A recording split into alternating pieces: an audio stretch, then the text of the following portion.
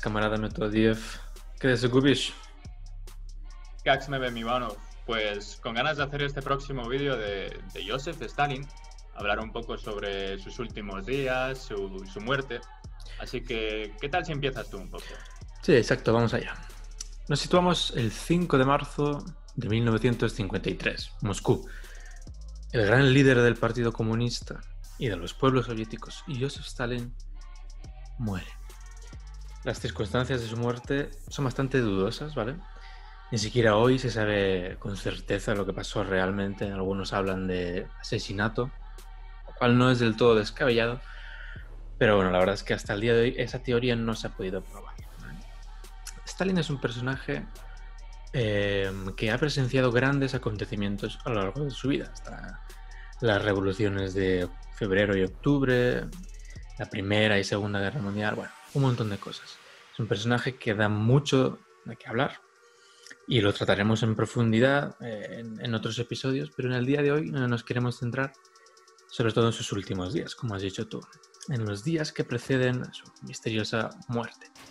Hoy en Govorio haremos un repaso acerca de lo que sí se sabe de la muerte de Joseph Stalin.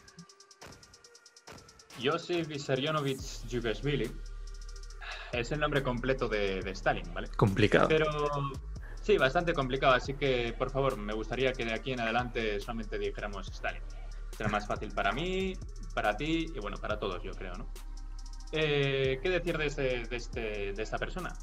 Bueno, pues fue conocido porque quizás es uno de los dictadores más sanguinarios de la historia, causando millones y millones de muertes. Y aparte de eso, fue secretario general del Comité Central del Partido Comunista de la Unión Soviética durante más de 30 años, es decir, 3 décadas, más específicamente desde 1922 hasta 1952. Aparte de eso, fue presidente del Consejo de Ministros de la Unión Soviética durante 7 años, desde el 46 hasta el año de su muerte, en el 53. Justamente hablando de su muerte y de su fallecimiento, me gustaría resaltar que después de la Segunda Guerra Mundial, es decir, en el 45, Stalin empieza ya a sentir algún tipo de debilidades físicas y empieza a mostrar algún tipo de problema de salud. Más específicamente, quizás a partir de las décadas del comienzo de los años 50, comienza a tener, según testigos, problemas de pérdida de memoria, problemas de fatiga muy rápida, es decir, cualquier cosa pues le hacía que se cansara más rápido, y todo esto fue decayendo en su estado físico. Y mismamente el propio médico personal que tenía en aquel entonces, creo que era Vinogradov, creo incluso que fue el que le diagnosticó hipertensión aguda o algo así, creo que era, ¿no? Sí, correcto. Le diagnostica hipertensión aguda y le empieza a dar un tratamiento de pastillas, inyecciones y tal. Pero aparte de todo esto, es que aquí has introducido algo realmente importante. Vinogradov, el médico personal, como has dicho, cuando mira a Stalin, ve a alguien con un aspecto lamentable, la verdad. O sea, Stalin, tenéis que saber que se pasaba los días pues fumando como un carretero y bebiendo hasta quedarse inconsciente. Y luego ya se despertaba al día siguiente pues con la resaca, lo que fuera. Tenía mareos, apenas podía concentrarse ya. O sea, cuando estamos en los 50, ¿no? Has dicho, pues aquí ya tenía como 70 años ya, ¿eh? O sea que creo que también padecía arteriosclerosis. O sea que muy mal, muy mal, muy mal. Y Vinogradov le recomienda reposar.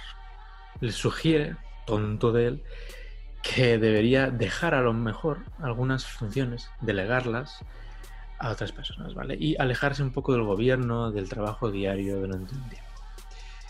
Bueno, a Stalin no le gusta nada, se le encienden todas las alarmas, ¿vale? Al escuchar estas palabras y Vinogradov queda terminantemente fulminado, destituido, adiós. Cosa que en su momento fue rara porque Vinogradov es un buen médico.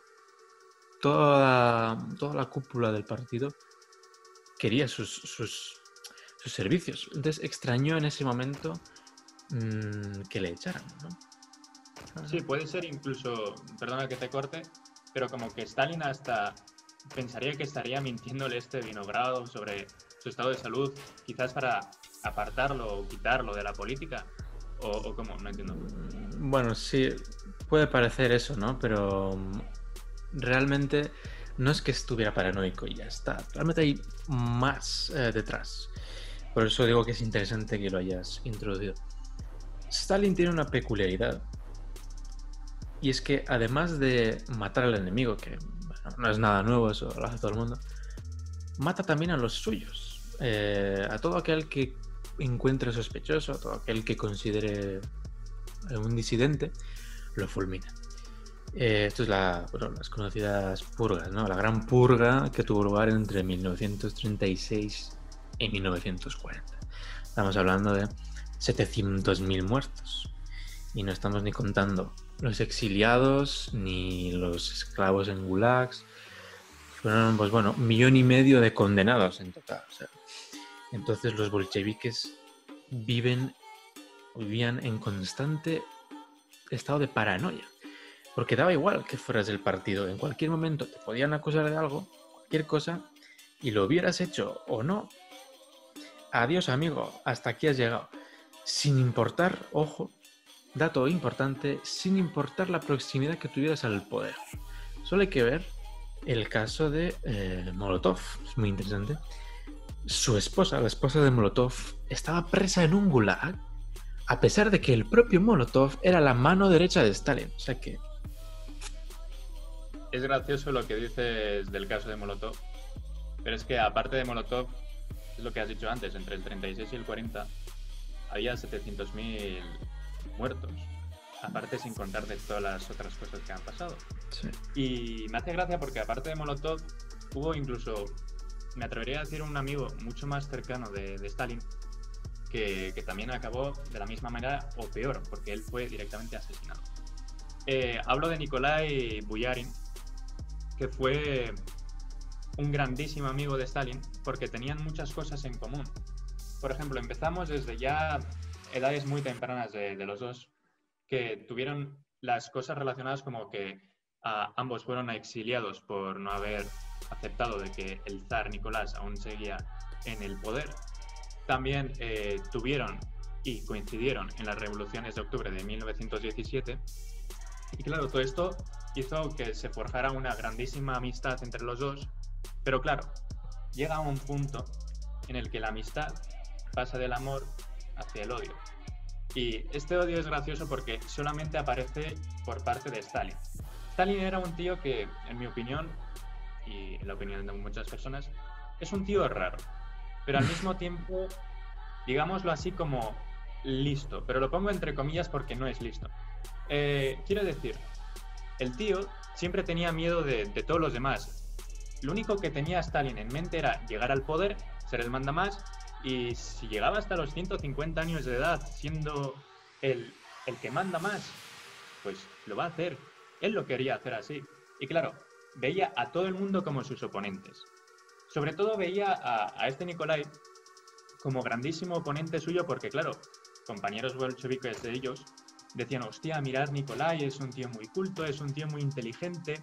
Y claro, eso le daba una envidia feroz a Stalin, que flipabas. Hasta que en el 38 Stalin dijo, mira, ¿sabes qué? Ya está, te mando ahí y te fusilan y ya está. Y así me quito un problema de ti. Así que esto significa que daba igual lo cercano que eras de Stalin, lo que tú has dicho. Como si eras su amigo, su mejor compañero de trabajo. Daba igual, te mataba si hacía falta. Muy duro, muy duro. A raíz de lo que estás diciendo, pues vamos a explicar lo que vamos a explicar. Que es que lo que ocurre es que a Stalin le llega un informe, ¿vale?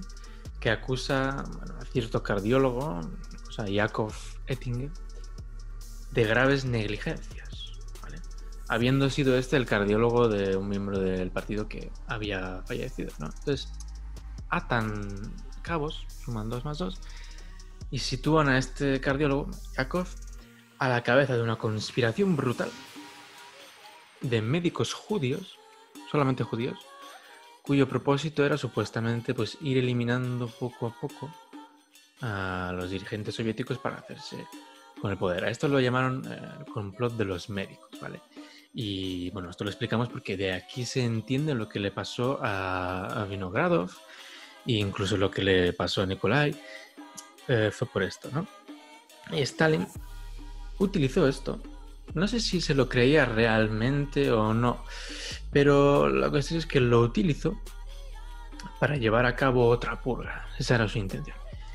Y cargó duramente contra los judíos. Esto es interesante. O sea, ya tenían suficiente con los nazis. Y ahora tenían que lidiar también con los rusos, ¿no? Fíjate, estas fueron las palabras que pronunció Stalin en una reunión del Politburo. Todo sionista es agente del espionaje americano. Los nacionalistas judíos piensan que su nación fue salvada por los Estados Unidos. Los judíos creen que tienen una deuda con ellos. Entre los médicos hay numerosos sionistas. Me parece un poco sorprendente lo que tú dices, ¿no? De que hubiese como una persecución a los judíos en esa época. Porque, claro, supuestamente los comunistas en teoría no eran antisemitas, digámoslo así. Pero eso llega a dar a entender como, imagínate la paranoia que ya tendría en la cabeza en ese momento Stalin, como pensando que ya cualquier persona es mi enemigo. Y sobre todo si una persona le dice, oye, este tío te ha intentado envenenar. Pues claro, Stalin tampoco se lo pensaba dos veces. Iba y te mataba, claro. Y es que eso pasó con los judíos porque en ese momento quizás Vinogradov, pues al ser de descendencia judía, pues pasó eso. Pero es que imagínate, yo creo que si el médico privado personal de Stalin era chino, estoy 100% convencido de que saldría en un discurso y diría Stalin algo tipo: los chinos siempre han sido nuestros enemigos números uno, siempre nos han tenido envidia, hay que matarlos, hay que ahogarlos, no tenemos que dejarlos respirar. Seguro que saldrían algo así. Bueno, a ver, cierto es que era un paranoico, ¿vale? Y odiaba a todo el que se opusiera, ¿vale? Eso es cierto, pero en realidad, curiosamente, sí que eran bastante antisemitas. Siempre han tenido esta lucha las dos Rusias, las dos esferas de poder dentro del partido, son la parte judía y la parte panrusa, la europea, ¿no? La descendiente de los zares, con lo cual, en el imaginario público, dices, no, a ver, los comunistas no son racistas, porque salvaron, ¿no? Derrotaron a los nazis, salvaron a los judíos. Pero realmente, con declaraciones como la de antes y lo que estamos comentando ahora, es que realmente sí que eran bastante antisemitas. Esto lo podemos tratar en otro episodio porque es interesante, pero ahora cuéntanos un poco pues, la purga, ¿no? A ver cuándo empieza a moverse la cosa. Es que claro, justamente te iba a decir que en ese instante, imagínate, en Rusia, en la Unión Soviética, en ese instante, si eras judío y al mismo tiempo, aparte de ser judío, eras médico, olvídate. Porque tenías dos salidas, no, tenías dos salidas. Una, un tren con billetes sin vuelta al Gulag, o, con un poco de suerte, directamente al ataúd, para ahorrarte todo ese sufrimiento, claro. Duro. Y claro, si te tienes que... Mira, fíjate incluso que en el Pravda, que era uno de los periódicos más grandes de la Unión Soviética, ponía en portadas diciendo cosas como los judíos son como bestias inhumanas, o incluso los llamaban terroristas. Hasta el mismísimo Stalin decía, oye, si veis a un judío hay que golpearlo hasta la muerte. Es como si fueran animales, hay que matarlos, ¿sabes? Y eso incluso pasó justamente tal cual con Yakov. Sí, yo creo que se ensañaron con él duramente. Me imagino que los arrestos estarían en la cabeza del día. Me puedo imaginar los coches estos de la Checa, los gas Poveda, de un lado para otro. De Moscú. Eso es, por todo Moscú. Sí. Es que era así. Y luego, ya para el colmo, para Stalin, imagínate, después de todo esto, en octubre del 52, en el 19º Congreso del PQS, dio a entender que no quería intervenir de forma militar fuera de las fronteras de la URSS. ¿Y qué es lo que pasa? Pues pasa lo siguiente. Malenkov, en el mismo Congreso, dice a Stalin que él no está de acuerdo con eso, que todo lo contrario, él piensa que lo correcto es que tengan que actuar de forma militar fuera de las fronteras, sobre todo en aquellos conflictos en los que se pudiese apoyar a las revoluciones socialistas. Por tanto, esto fue como un revés grandísimo hacia Stalin, porque por primera vez en mucho tiempo alguien le contradecía. Y aquí viene lo que yo siempre pregunto, que cómo afectó quizás este revés político a Stalin y por consiguiente cómo le afectó a la Unión Soviética esto. Porque claro, lógicamente esta derrota fue bastante una derrota también en la moral de Stalin, porque él se sentía hasta humillado, tenía bastante rabia en sí en ese momento. Claro, cuando tú te crees un dios y que nadie te puede llevar a la contraria y alguien lo hace, pues evidentemente no es bonito, y yo creo que exacerbó aún más la paranoia que tendría, ¿no? Y por supuesto aquí pues se empiezan a producir las purgas de altos cargos del partido bolchevique. Estaba Abakumov del Ministerio de Seguridad de Estado, al que se lo cargaron, acusado de traición por no haber visto venir el complot de los médicos. O sea, atento a la excusa barata de mercadillo para asesinar a alguien. Es brutal. Y el siguiente en la lista era el superior inmediato de Abakumov, el todopoderoso Beria. A Beria realmente todos le tenían algo de ganas, ¿vale? Porque el tío ideológicamente no era comunista. Solo le importaba el poder. Pensaba en términos de poder un poco como Stalin, pero sin la ideología. De hecho, proponía medidas que se alejaban bastante del socialismo, incluso en lo económico. Incluso preveía la salida de la Unión Soviética de territorios que había ocupado el Ejército Rojo y no era popular. Antes cuando hablabas de todas las purgas que había, claro, con estas purgas hubo una gran serie de asesinatos y desapariciones. Y claro, al principio del vídeo incluso hasta lo dices tú, en ese momento el máximo órgano ejecutivo comenzó ya a tener mucho miedo a ver lo que hacía Stalin de ahora en adelante, ¿no? Porque claro, conocían a Stalin y sabían que ese tío era capaz de hacer cualquier cosa. Podías estar en su mesa, te cogía el revólver quizás y te mataba. No tanto, pero es posible. Hasta eso. ¿Qué pasa? No, hasta eso, ¿sabes? En plan, cogen, se levanta y te mata. Bueno, tampoco es una película de Jason Statham. Tampoco, pero es que la gente de a su alrededor tenía tanto miedo que es que hasta se lo pensaría así, ¿sabes? Tenían miedo de sentarse hasta con él. Y claro, las desapariciones iban aumentando, las muertes también, hasta que en marzo de 1953 todas estas cosas empiezan a decaer. Los números de muertes decaen, los números de desapariciones también caen. Y justamente, si te das cuenta, es el marzo de 1953, que con la casualidad de que es el fallecimiento de Stalin. Y aquí es donde comienza lo interesante para mí, porque claro, te preguntas, ¿de verdad murió por un ataque cerebrovascular o fue asesinado? ¿No? Chan chan. Es que claro, hay bastantes hipótesis en las que se dice que fue asesinado a día de hoy. Todavía no se han dicho si están al 100% seguros eso. Pero por eso a mí me gustaría volver una semana antes del 5 de marzo, que fue el fallecimiento de Stalin, ¿no? Que sería el 28 de febrero. Me gustaría resaltar que en el 28 de febrero Stalin se reunió con sus personas más cercanas, con su círculo más cercano, ¿no? Y estuvieron viendo películas, estuvieron bebiendo, comiendo, hasta muy altas horas de la madrugada. Creo que eran hasta las 3 o las 4 que estuvieron.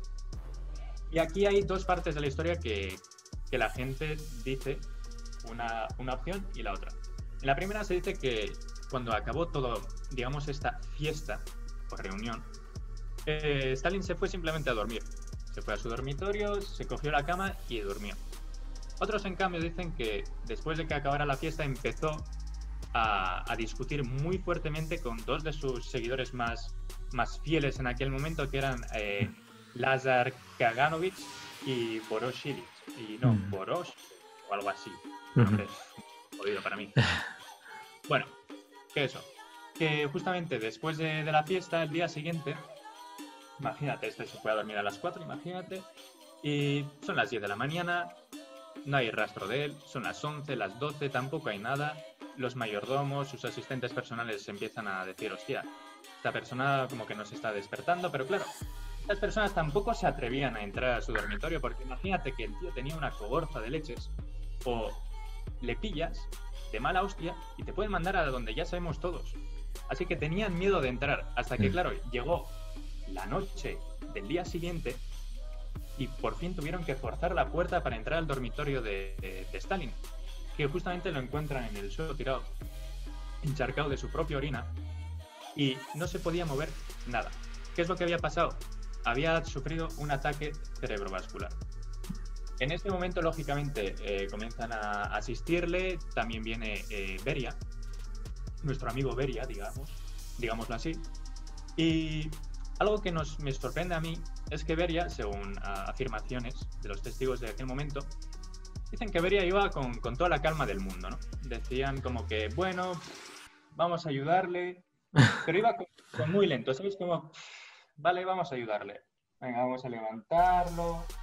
Y claro, y es que Beria, algo también curioso, no llama a los médicos hasta horas después, ¿sabes? Es decir, si ves a una persona que está en el tirado, inmediatamente vas a llamar a los médicos, no lo vas a dejar ahí. Venga, va. Una vez que ya vinieron por fin los médicos, empezaron a ayudarle y así, y la Unión Soviética estaba preocupada por la situación de salud que estaba Stalin en ese momento. Y claro, el ministro de Salud de aquel momento fue como el que dirigió que hubiera un tratamiento para el mandamás. Y claro, los siguientes días después de este ataque fueron un poco agónicos para Stalin y para su familia, lógicamente. Pero en el día 4, un día antes de la muerte, empieza como a recuperarse un poco su salud, empieza a mejorar, hasta que de repente de la nada le da otro ataque cerebrovascular que esta vez ya lo deja fuera de juego, lo deja en coma, y es mucho más difícil. Empiezan incluso hasta los mismísimos médicos a intentarlo a reanimarlo durante horas, hasta que el propio sucesor de Stalin luego más tarde, que es Khrushchev, dice, oye, dejarlo ya, ¿vale? Dejarlo ya, que no se puede hacer nada. Y es que es curioso porque 1 hora y media justo antes de que fallezca Stalin, ya habían hecho una reunión para preparar la sucesión, donde se habían reunido varios representantes del Comité Central del PQS, el gobierno y el de la presidencia del Parlamento. Ya estaban pactando de quién va a ser el sucesor, cómo se tiene que suceder. Era como rápidamente querían quitar a Stalin y meter a otra persona en el poder. Era muy rápido todo eso. Y es algo que me llama la atención. Lo daban ya por muerto, ¿no? Incluso antes de que muriera. Bueno, una vez fallecido, de hecho, muchas voces empezaron a alzarse hablando de las posibles causas de la muerte, ¿no? Por ejemplo, su hijo afirmaba que, bueno, habría sido culpa de negligencias médicas. En cambio, el mismísimo Nikita Khrushchev afirmaba que Lavrent Beria, lo hemos mencionado bastante, intenta, curiosamente, adjudicarse el papel de asesino. O sea, él mismo se pone la etiqueta de asesino. En una ocasión, delante del máximo órgano ejecutivo, va y dice, literalmente, yo lo maté y os salvé a todos, ¿no? Como diciendo, he salvado la Unión Soviética del desastre gracias a, bueno, conseguir extirpar este gran mal que era Stalin. Bueno, si no fue asesinado, desde luego murió en un momento muy, muy oportuno para todos aquellos bolcheviques que temían ser víctimas de otra de sus purgas. Ahí realmente se puede sospechar mucho, sobre todo por lo que dices de que le llevan al hospital, se empieza a recuperar y un segundo ataque, de verdad, no sé cómo de recurrentes son, pero ahí hay bastante lugar a la especulación, a la hipótesis y, a ver, motivos, la verdad es que no les faltaban. Es que es eso. Es que a día de hoy aún no se saben ni siquiera las causas reales de la muerte de Stalin. Pero yo tampoco creo que jamás se vayan a sacar a la luz, al igual que muchos otros secretos ocultos de la Unión Soviética. Y me hace gracia porque, claro, con la llegada de su sucesor, Nikita Khrushchev, perdón, Sí. las purgas, los asesinatos y desapariciones empezaron a caer otra vez. Y es como, joder, qué casualidad, ¿no? Sí, bueno, a ver, está claro que está relacionado con Stalin todo, pero bueno, podían haberlo continuado, lo cual, bueno, pues afortunadamente, por lo menos para bueno, el populacho ruso, pues, no fue así. Ahora que hablas de Nikita, hablando de Nikita, también es interesante, ojo, la pelea en la que se metieron pues, todos sus posibles sucesores por hacerse con el poder.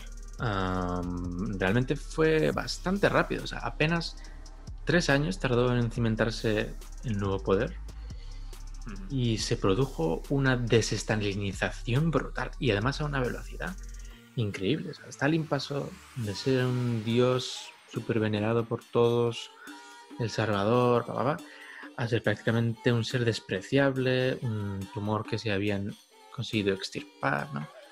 Fíjate, en 3 meses, por ejemplo, en el Pravda ya ni se le mencionaba, lo cual era impensable antes, pues, que se le mencionaba en todo, en cada artículo que se publicase, aunque fuese de que un niño se le ha caído un helado, también se menciona al todopoderoso Stalin. Entonces es curioso. Tienes también el cambio del nombre de la ciudad de Stalingrad. Se le quería como borrar, ¿no? Por no entrar en estatuas y todo. Quizás es verdad que, vale, era necesario tal vez para que el nuevo poder pudiera sobrevivir. Pero bueno, me parece un tema interesante. Así que a los que nos están escuchando, si queréis que le dediquemos un episodio aparte a ese tema, por favor dejadlo en los comentarios. Aprovecho para decir que estamos en Spotify también y Anchor. Link abajo en la descripción. Y vamos a cerrar ya la conexión aquí, ¿vale? Como siempre, recordad que ni es nada. Y dejad en los comentarios qué opináis vosotros también. Asesinato, muerte natural, obra de Dios, no sé, dejadlo. Y recordad, estáis escuchando Govoria. Fue el secretario general del Comité Central del Partido Comunista de la Unión Europea durante 30 años, 3 décadas, desde 1922 hasta 1952. Chaval, Mierda. Unión Europea. He dicho Unión Europea. Buah, es que ese es mi puto miedo, ¿sabes? Siempre me sale Unión Europea.